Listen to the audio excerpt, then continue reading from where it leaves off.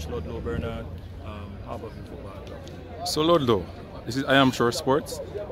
Question: what do you think about the Prime Minister relaxing the curfew rules and Desmond McKenzie, giving the JPL funds?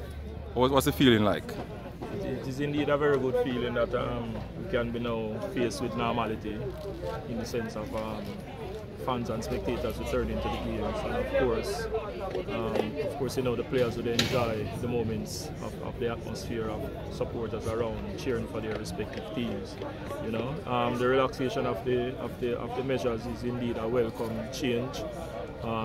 As you realize, worldwide, a lot of sporting events are taking place with spectators in the ground, and of course, I think with the prescribed COVID measures and conditions, once they're applied, I think it is a good goal. The game ended 0-0. So what caused your team not to score in the goal today? I think in a lot of the instances in which we were able to really press to the Lion team, the transition game to really make that press count right after winning possession high up the pitch.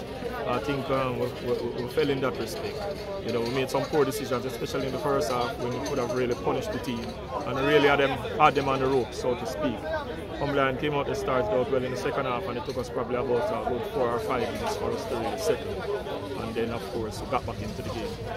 Okay, and the Lion missed a penalty in the latter part of the game. Yeah. What was the feeling there, though, when your defenders? I'm always in situations like these. I'm always placing confidence on my keepers. Yes, I know it's a situation in which the kicker should score. It's always a situation, of course, when Vancy, who is a prolific dead ball kicker, steps up, you really do expect him to score. But sometimes these things work in our favour, and sometimes we are very grateful for the change of heart in our direction. Thank you very much for the interview, and I hope you guys get it right for the next game. Definitely we will.